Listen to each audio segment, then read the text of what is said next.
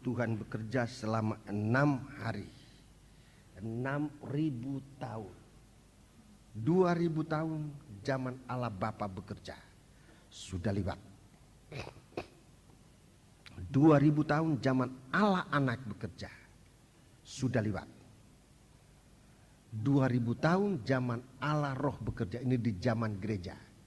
Kita sudah berada di tahun 1997,5, ya, sudah bulan Juni ini. Jadi sudah kita lewat 1997,5. 90 belum, 97,5, ya, 97,5. Iya, sekarang 98. Tapi 98 ini kan sudah baru setengah. Yang kita sudah lewati 97,5, betul? Iya. Ya, ini guru matematika ini. Ini gurunya matematika. Jadi kita sudah berada tahun 1997,5. Musim menuai sudah dekat sekali. Atau mungkin kita ini sudah masa musim menuai. Itu 2000 tahun lalu Tuhan katakan, kamu kan bilang 4 bulan lagi. Itu menunjuk kepada akhir tahun ini. Akhir-akhir tahun ini. Kita sudah berada pada musim menuai. Saudara-saudaraku. Saatnya kita mengangkat kepala, angkat matamu. Kalau ndak angkat mata, saya sudah dengar desas-desus. Ngapain capek-capek pergi di Tanah Toraja?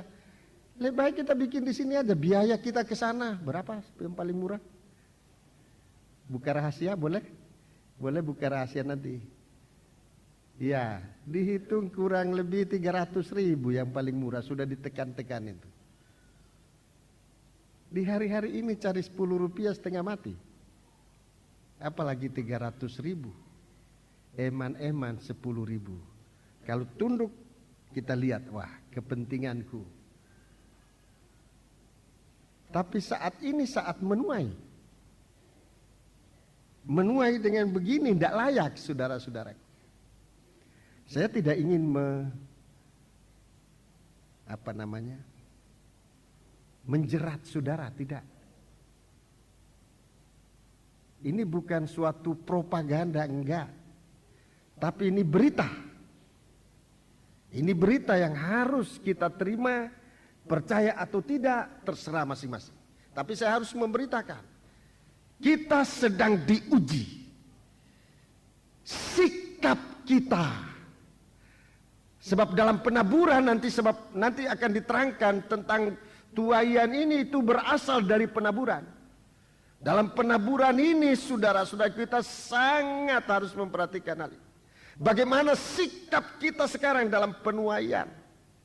Kalau sikap kita melihat kebutuhan kita, aduh 300.000 biaya hidup saya 1 bulan habis.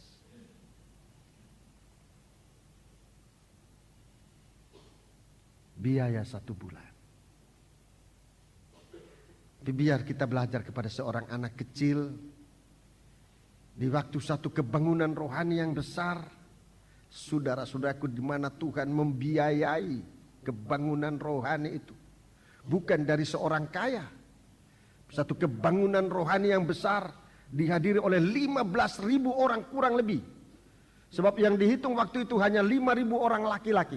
Lain pula perempuan dan anak-anak. Begitu ayat itu mengatakan. Jadi kalau kita perkirakan saja 5.000 orang laki-laki, 5.000 anak, 5.000 wanita. Kurang lebih 15.000 atau katakanlah 10.000 orang. Yang membiayai bukan seorang konglomerat, bukan konglomerat, bukan. Yang membiayai seorang anak kecil yang mau mempertanggungjawabkan apa yang ada pada. Tuhan tidak perlu cari milioner enggak. Apa yang ada padamu. Yohanes pasal yang ke-6, Tuhan hanya kontrol. Kasih makan mereka. Loh, mau kasih makan dengan apa? Uang 200 dinar mana cukup? Enggak cukup. Umpamanya kita belikan, kita bagi sedikit-sedikit juga enggak cukup. Enggak cukup. Memang masalah kita sekarang ini masalah itu. Tadi malam saya telepon. Tadi malam atau kemarin? Saya telepon ke Tanah Toraja. Kamu kumpul uang berapa? Enggak bisa jawab, kasihan pendetanya di sana. Enggak bisa jawab, kasihan sekali. Saya suaranya agak keras sedikit. Kamu punya uang sudah berapa? Mau mengumpulkan orang? Dia rasanya nangis dia itu. Enggak bisa jawab. Tapi saya ingin lihat imannya. Iya Om, nanti hari Senin besok kami mau rapat, baru saya mau lihat berapa uang sudah terkumpul. Jemaat di desa. Satu kampung itu dijual, kambingnya, ayamnya, padinya dijual. Belum dapat uang seharga 1 mercy kita, belum.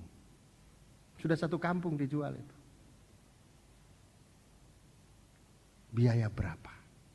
Berapa biayanya? Kira-kira? Nanti ke Tanah Toraja biaya PTI?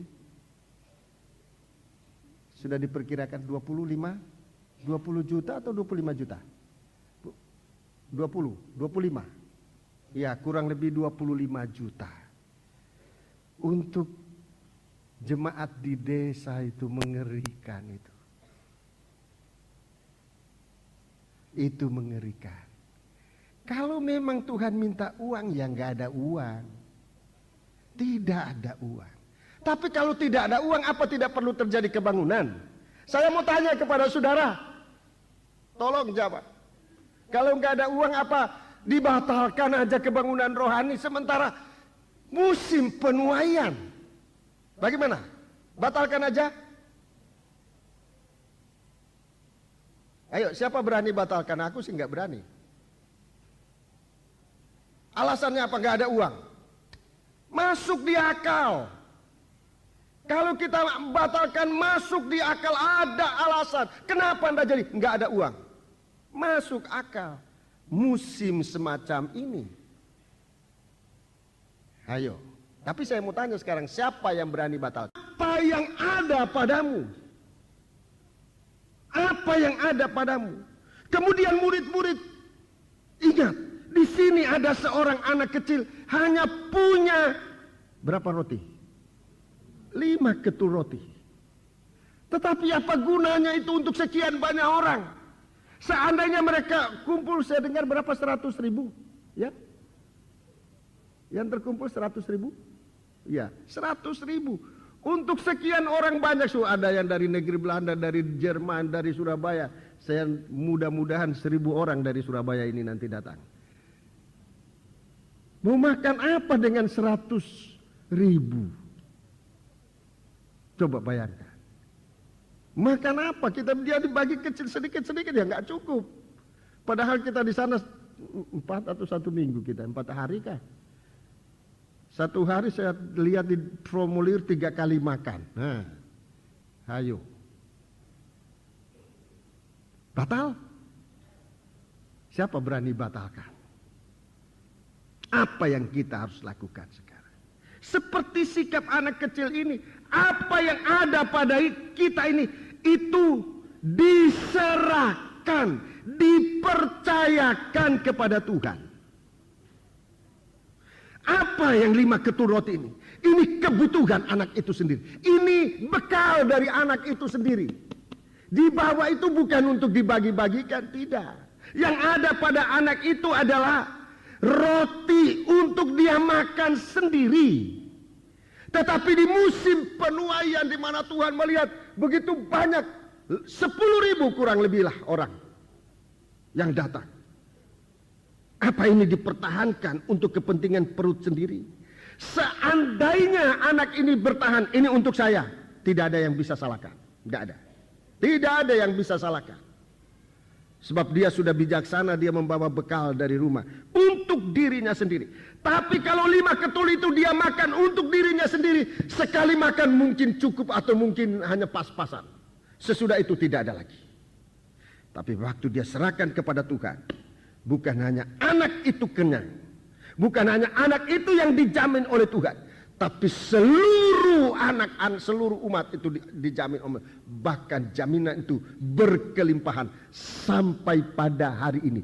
12 bakul roti kelimpahan itu dibagi-bagikan sampai hari ini.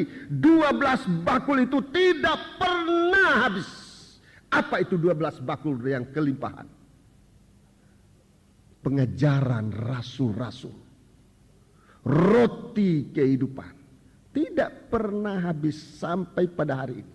Sudah merupakan jaminan buat gereja Tuhan, jaminan buat mempelai perempuan Tuhan. Tekun, Tuhan katakan, kita sekarang di zaman hari-hari ini, Tuhan hanya anjurkan tekun dalam pengajaran rasul-rasul, tekun pada perintah Tuhan, tekun pada kepercayaan Tuhan. Sama seperti janda yang miskin ini. Tuhan mampu melakukan segala sesuatu di masa penuaian ini. Sekarang sikap kita dalam masa penuaian ini bagaimana? Kami baru mengalami dan 40 orang, ya 40 orang kita ke Nederland, 16 orang ke Manila, ditambah lagi rombongan 46 orang. Ditambah dengan saudara-saudara yang tinggal di sini yang terus mendukung dalam doa. Kita kan sudah mengalami kalau mata kita terbuka dan mau mengakui bahwa Tuhan sudah peliharakan kita.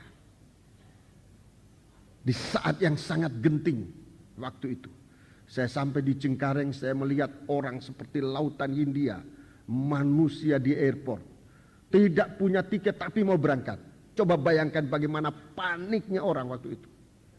Nggak punya tiket, tapi mau berangkat, bawa anak, bawa istri. Seadanya, ada yang duduk di lantai, ada yang tidur-tiduran, ada yang antre di muka loket. Sampai saya salah antre juga, ikut-ikutan orang yang nggak punya tiket. Padahal saya punya tiket. Untung ada pegawai di sana. Pak jangan di situ, ini orang-orang nggak punya tiket. Ayo dia bawa kami. Rombongan kami dia bawa ke loket untuk kasih masuk barang kita. Waktu itu ke Manila, 16 orang kita masuk semua. Saudara, dipelihara. Saudara-saudaraku, kalau saudara tahu tantangan waktu itu yang kami alami, saudara tahu sifat saya seorang gembala. Saya tidak mau berada di luar jemaat di saat-saat semacam itu. Itu saya. Saya nggak mau berada di luar jemaat. Sekalipun saya tidak bisa bikin apa-apa kalau ada sesuatu terjadi. Saya tidak punya senapan, saya tidak punya bom, tidak punya otot untuk melawan, enggak. Tapi saya ingin berada di tengah-tengah sidang jemaat. Di waktu itu kalau saya diperintahkan untuk pergi, saya diuji oleh Tuhan untuk mempertanggungjawabkan apa yang Tuhan berikan. Tuhan kasih damai di hati. Dengan bekal damai itu kami pergi. Dengan bekal damai di hati. Nyatanya Tuhan sudah pelihara. Sampai sudah tiba, oh Tuhan benar. Yang saya takutkan waktu itu, pertama saudara yang kita tinggalkan. Kalau jadi apa-apa, betapa saya tertuduh. Sebagai seorang gembala, kok saya tidak ada di tengah-tengah domba-domba. Betapa saya tertuduh. Itu yang pertama. Kedua, kalau kami tidak bisa kembali sebab situasi, saya akan belum dituduh orang, saya sudah tertuduh sendiri. Orang-orang sudah bilang, awas kalau istriku tidak pulang, awas kalau mamaku tidak pulang. Karena situasi Garuda mogok, karena Garuda nanti bangkrut dan sebagainya. Itu tersebar di luar negeri itu. Untung kekuatan dari Tuhan. Dari saudara-saudara yang tahu penerbangan juga kasih kekuatan. Kalau Garuda tidak bisa terbang lagi, kan dia punya tiket itu internasional, dia dalam kesatuan penerbangan, dia nanti pakai pesawat lain. Oke, ya betul. Dan nyatanya pulang, waktu sudah pulang, kami rombongan yang terakhir, tapi yang paling terakhir Bapak, siapa itu, Bapak Pinati. Kemarin saya sudah terima teleponnya, saya sudah di Surabaya. Dia pun juga kena teror waktu itu. Awas kalau nggak pulang. Kenapa mesti pergi di saat semacam itu? Tetapi untuk mempertanggungjawabkan apa yang kita terima, melakukan tugas pekerjaan sebagai suatu makanan, bukan hanya sebagai kewajiban, tapi sebagai makanan yang tidak dipisahkan. Kita harus berterima kasih di hari ini bahwa Tuhan sudah peliharakan, baik kami yang pergi maupun yang pulang, yang tinggal. Kita sekarang berada di sini. Bahkan dari negara Belanda ikut ini, ada 4 orang ikut ini. Sekarang ada di tengah-tengah kita. Mereka menikmati firman bersama-sama. Nanti akan datang lagi. Semua terjadi oleh kemurahan Tuhan. Bapak Pendeta Totei sangat merindukan kita pada waktu itu. Tiap hari dia tanya. Kita sudah kasih berita, masih tanya kepada tua-tua, apa masih jadi datang mereka? Apalagi terjadinya saat ribut itu adalah saat pemberangkatan kita. Apa mereka jadi datang? Sampai kami sudah di airport masih ditanyakan apa mereka jadi datang. Saya sudah datang, bukan jadi datang lagi. Dan dia menikmati suatu persekutuan. Melakukan pekerjaan Tuhan itu rejeki. Tidak melakukan pekerjaan Tuhan itu kemiskinan yang paling mendasar. Lebih dari tidak punya uang. Lebih dari tidak punya uang. Kita punya uang tetapi tidak melakukan pekerjaan Tuhan, suatu beban. Suatu beban. Di saat tidak punya uang masih bisa melakukan pekerjaan Tuhan, itu rezeki. Betapa indahnya. Saya katakan ini tidak untuk menjerat, tapi saya sudah mengalami itu. Di saat kita tidak bisa punya apa-apa, punya satu-satunya yang kita punya adalah mau menyerah kepada Tuhan. Apa yang Tuhan berikan kepada kita, kemampuan Tuhan jamin kepada kita sampai pada hari ini. Dalam pelayanan sejak sekian tahun saya sudah melihat kalau kita menyerah kepada Tuhan, segala sesuatu bisa terjadi. Dalam melayani pekerjaan Tuhan, berkali-kali saya meninggalkan demi pekerjaan Tuhan, meninggalkan sidang jemaat waktu itu di kota Manado bersama istri dan anak-anak. Lain kali saya tidak tahu apa mereka makan atau tidak makan. Saya tinggalkan mereka, tidak meninggalkan uang, tidak meninggalkan apa. Sebagai seorang suami, sebagai seorang ayah, saya merasa sangat bertanggung jawab, tetapi kemampuan saya sebatas itu. Hanya saya tahu saya harus melakukan pekerjaan Tuhan. Tapi nyatanya mereka tertolong, selalu tertolong. Dalam keadaan apapun juga. Buktinya kami sampai saat ini masih dalam pelayanan pekerjaan Tuhan. Tuhan memberikan kami pertolongan. Anak-anak waktu itu ya tidak minum susu, tidak makan keju, jadi pendek-pendek katanya. Kenapa tidak makan keju waktu itu, tidak minum susu supaya jadi tinggi? Ya waktu itu tidak ada keju. Untung kamu kecil tapi hidup. Daripada besar tapi sakit-sakitan. Jadi Tuhan pelihara kami sekalian. Dia lihat temannya tinggi, aku kok pendek pak. Yang dipendekkan, yang disalahkan mamanya, mama kok pendek. Jadi kami pendek-pendek semua. Tapi kalau ikut mama gemuk juga enggak mau. Ya, ini guyonan tapi ini kesaksian. Ini kesaksian. Bahwa Tuhan tidak menipu, itu kesaksian saya yang saya tidak bisa robahkan. Tidak bisa saya lupa dan tidak bisa diubahkan. Kesaksian itu benar. Tuhan tidak menipu, tidak pernah menipu. Di saat apapun juga, dalam melakukan pekerjaan Tuhan, sama seperti kita makan rezeki. Sama. Di saat kita tidak melakukan pekerjaan Tuhan, sama seperti kita dalam kemiskinan, sekalipun mempunyai segala sesuatu. Untuk apa?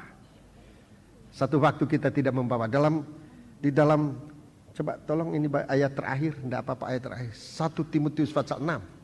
1 Timotius pasal yang ke-6. 1 Timotius pasal yang ke-6 dibanding dengan Wahyu 14. 1 Timotius pasal yang ke-6 dibanding dengan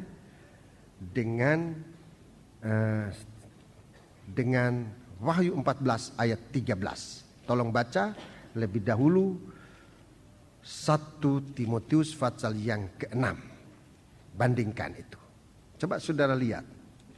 Yang saya katakan ini dasarnya Alkitab.